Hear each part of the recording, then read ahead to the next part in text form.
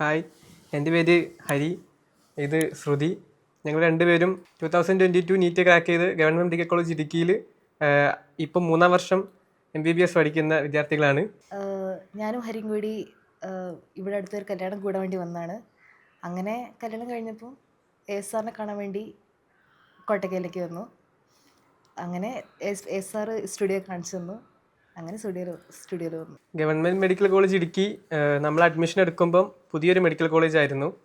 അപ്പോൾ അത് പുതിയൊരു കോളേജ് ആയതുകൊണ്ട് എല്ലാവർക്കും ഉള്ള പോലെ തന്നെ ബുദ്ധിമുട്ടുകൾ നമുക്കുണ്ടായിരുന്നു. ഇപ്പം തേർഡ് ഇയറിലെത്തി നിൽക്കുമ്പോൾ ഒരുപാട് ബുദ്ധിമുട്ടുകൾ മറികടന്ന് ഇപ്പോൾ ഒരുപാട് സൗകര്യങ്ങൾ വന്നിട്ടുണ്ട് കോളേജിൽ. ഇപ്പോൾ ഏകദേശം ബാക്കി കോളേജസിനോട് തന്നെ പിടിച്ചു നിൽക്കുന്ന രീതിയിൽ എല്ലാ സൗകര്യങ്ങളായിട്ടുണ്ട്. നമ്മളവിടെ ചെന്നപ്പോൾ നമുക്ക് ഗേൾസിനും ബോയ്സിനും അവിടെ ഹോസ്റ്റലൊന്നും ഉണ്ടായിരുന്നില്ല. പിന്നെ നമ്മൾ സ്ട്രൈക്കൊക്കെ ചെയ്ത് അങ്ങനെ ഫസ്റ്റ് ബോയ്സിൻ്റെ ഹോസ്റ്റൽ കിട്ടി. പക്ഷേ ഗേൾസിനെ അങ്ങോട്ട് ഷിഫ്റ്റ് ചെയ്ത് ബോയ്സ് അപ്പോഴും ക്വാർട്ടേഴ്സ് തന്നെയായിരുന്നു. പിന്നെ ഈ വർഷമാണ് നമുക്ക് ഗേൾസിന് ഹോസ്റ്റൽ കിട്ടിയത്. അങ്ങനെ ഇപ്പോൾ ഈ വർഷം മുതൽ ഗേൾസിനും ബോയ്സിനും ഹോസ്റ്റലായി നല്ല സൗകര്യങ്ങളൊക്കെ ഉള്ള ഹോസ്റ്റൽ കിട്ടി. അക്കാദമിക്സൊക്കെ ഇമ്പ്രൂവ് ആയി, ലാബൊക്കെ വന്നു, നല്ല അത്യാവശ്യം പേഷ്യൻസൊക്കെ ഉണ്ട്. അങ്ങനെ ഇപ്പം ഡെവലപ്പ് ആയിക്കൊണ്ടിരിക്കുന്നു.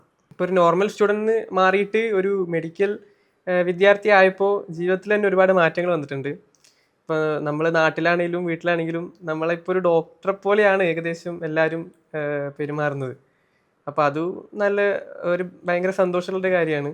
ഇപ്പോൾ സ്കൂളിലാണെങ്കിലും അല്ല കോളേജിലാണെങ്കിലും ബാക്കി പേഷ്യൻസിൻ്റെ ഇടയിലും അവർ നോക്കുമ്പോൾ നമ്മളൊരു ഡോക്ടറെ പോലെ. അപ്പം ഇങ്ങനെയെല്ലാം നമ്മൾ ട്രീറ്റ് ചെയ്യുമ്പം ഒരുപാട് സന്തോഷമുണ്ട്. ഇപ്പോൾ കൂടെ പഠിച്ചവരാണെങ്കിലും മുന്നേ പഠിപ്പിച്ച ടീച്ചേഴ്സ്, ഫാമിലി മെമ്പേഴ്സ്, ഇവർക്കെല്ലാം നമ്മളെ കാണുമ്പം അങ്ങനത്തെ ഒരു മെൻറ്റാലിറ്റി. അപ്പം നമുക്കത് ഭയങ്കര സന്തോഷമുള്ള കാര്യം.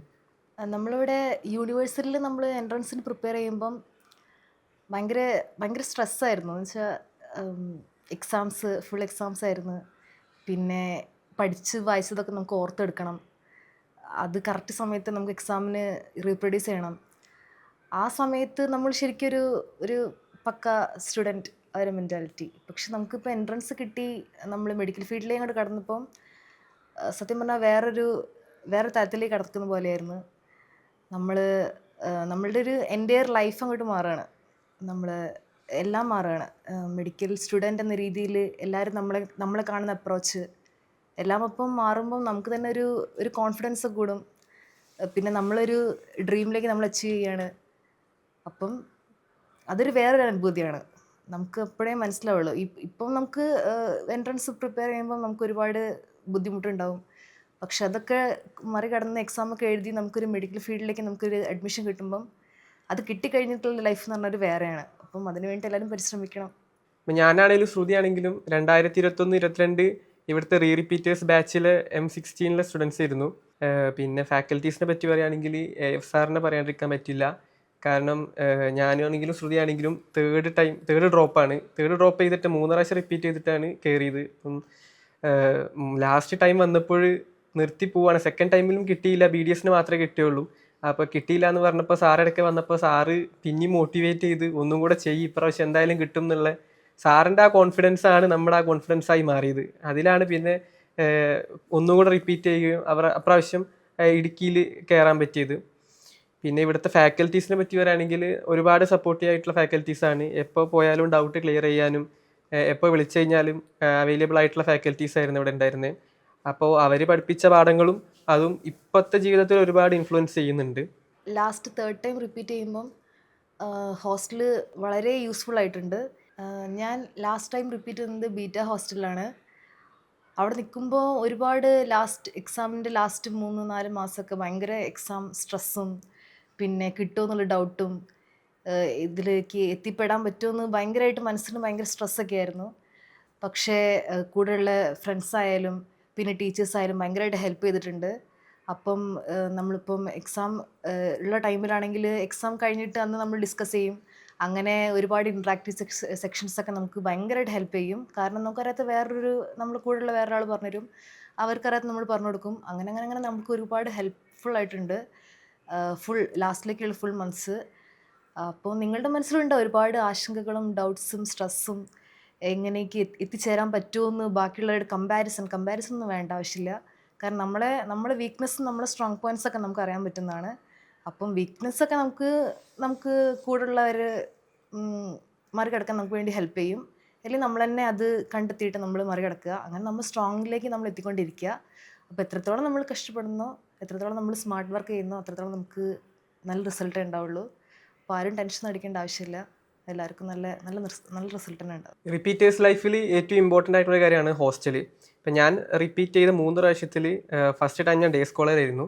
പിന്നെ ഇവിടെ എത്തിയപ്പോഴാണ് ഈ ഹോസ്റ്റൽ എത്രത്തോളം റിപ്പീറ്റേഴ്സ് ലൈഫിൽ ഇമ്പോർട്ടൻ്റ് ആണ് എനിക്ക് മനസ്സിലായത്. അതുകൊണ്ട് തന്നെ അവസാനത്തെ 2 പ്രാവശ്യം ഞാൻ ഹോസ്റ്റലിൽ നിന്നിട്ട് തന്നെയാണ് റിപ്പീറ്റ് ചെയ്തത്. അതിന് അതിൻ്റേതായിട്ട് ഇമ്പോർട്ടൻസ് ഉണ്ട്. ഇപ്പോൾ യൂണിവേഴ്സൽ ഹോസ്റ്റലിനെ കുറിച്ച് പറയുകയാണെങ്കിൽ അതിന് അതിൻ്റേതായ ഹൈലൈറ്റ്സ് ഉണ്ട്.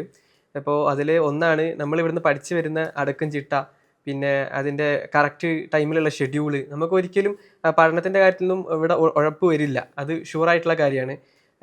നമ്മളെ വാർഡൻ ചേട്ടന്മാരാണെങ്കിലും എല്ലാത്തിലും ഭയങ്കര സ്ട്രിക്റ്റ് ആയിട്ടും നമുക്ക് വേണ്ട പോലെ സപ്പോർട്ടീവായിട്ട് നിൽക്കാറുണ്ട്. അതേപോലെ ഫുഡിൻ്റെ കാര്യം, അടിപൊളി ഫുഡാണ് ഇവിടെ കിട്ടുന്നത്.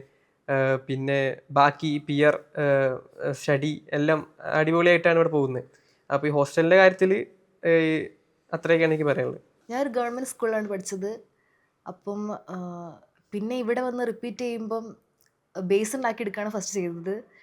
പിന്നെ റിപ്പീറ്റ് ചെയ്യേണ്ടി വന്നു. അതൊന്ന് നമുക്ക് എക്സ്പേർട്ട് ചെയ്യാൻ വേണ്ടിയിട്ട്. ഇവിടുത്തെ എക്സാംസൊക്കെ ഭയങ്കരമായിട്ട് നമ്മൾ ഹെൽപ്ഫുൾ ചെയ്തിട്ടുണ്ട്. കാരണം ലാസ്റ്റിലേക്ക് 4-5 മന്ത്സ് ഫുൾ എക്സാംസ് ആയിരിക്കും. അതൊന്ന് സ്കിപ്പ് ചെയ്യാണ്ട് എല്ലാ എക്സാംസും കറക്റ്റായിട്ട് എഴുതുക. ഇപ്പോൾ ഒരു എക്സാമിന് മാർക്ക് പറഞ്ഞാലും ടെൻഷൻ അടിച്ച് ജസ്റ്റ് കമ്പയർ ചെയ്ത് അങ്ങനെ ഇരിക്കേണ്ട ആവശ്യമൊന്നുമില്ല. അപ്പം നമുക്ക് മിസ്റ്റേക്സ് എവിടേക്കാണെന്ന് മാർക്ക് ചെയ്തിട്ട് ആ ഏരിയ ഭയങ്കരമായിട്ട് ഫോക്കസ് ചെയ്തിട്ട് അതിൽ ഇമ്പ്രൂവ് ചെയ്യുക. അടുത്ത എക്സാം അതിൽ ഇമ്പ്രൂവ് ആവുമെന്ന് ഉറപ്പാണ്. അങ്ങനെ ഇമ്പ്രൂവ് ചെയ്ത് ആ 4-5 മന്ത്സ് കൊണ്ട് നമ്മൾ എക്സ്പേർട്ട് ആവും. വെച്ചാൽ നമുക്ക് മൾട്ടിപ്പിൾ ചോയ്സ് ക്വസ്റ്റ്യൻസ് ഒക്കെ ഭയങ്കരമായിട്ട് നമുക്ക് ചെയ്യാൻ പറ്റും. ആ ഒരു കോൺഫിഡൻസ് നമുക്ക് വരും.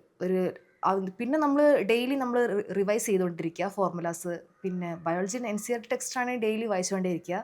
അത് വേറെ പുറത്തുനിന്ന് പോകേണ്ട ആവശ്യമൊന്നുമില്ല. അത് ജസ്റ്റ് വായിച്ചുകൊണ്ടേയിരിക്കുക ലാസ്റ്റ് എക്സാം എഴുതണ വരെ. പിന്നെ ബാക്കിയുള്ള ഫോർമുലാസ്, പിന്നെ മൾട്ടിപ്പിൾ ചോയ്സ് ക്വസ്റ്റ്യൻസ്, ഇവിടുത്തെ എക്സാംസ് ഒന്നും സ്കിപ്പ് ചെയ്യാണ്ട് കംപ്ലീറ്റ് ആയിട്ട് എഴുതാൻ തന്നെ ശ്രമിക്കുക. മാർക്ക് കുറഞ്ഞാൽ അത് പൊയ്ക്കോട്ടെ, മാർക്ക് നോക്കേണ്ട ആവശ്യമില്ല. നമ്മൾ ഇമ്പ്രൂവ് ചെയ്യണമെങ്കിൽ നമുക്ക് എക്സാം എഴുതിക്കൊണ്ടേയിരിക്കണം. അതിനൊക്കെ ഇവിടുത്തെ ലാസ്റ്റ് എക്സാം സീരീസ് ഭയങ്കരമായിട്ട് ഹെൽപ്ഫുൾ ചെയ്തിട്ടുണ്ട്. പിന്നെ ഇവിടുത്തെ ഫാക്കൽറ്റീസൊക്കെ നമുക്ക് എക്സാംസിന് ഡൗട്ടൊക്കെ ക്ലിയർ ചെയ്യാൻ വേണ്ടി ഭയങ്കരമായിട്ട് ഹെൽപ്പ് ചെയ്തിട്ടുണ്ട്. അങ്ങനെ ലാസ്റ്റത്തെ 4-5 മന്ത്സ് ഹാർഡ് വർക്കും സ്മാർട്ട് വർക്കും ചെയ്തിട്ട് എല്ലാ എക്സാംസും സ്കിപ്പ് ചെയ്യാണ്ട് എഴുതിക്കൊണ്ട് ഇമ്പ്രൂവ് ചെയ്ത് 2025 നീറ്റ് എഴുതാൻ പോകുന്ന എല്ലാവർക്കും നീറ്റ് ക്രാക്ക് ചെയ്യാൻ പറ്റട്ടെ എന്ന് ആത്മാർത്ഥമായി ആശംസിക്കുകയാണ്. All the best.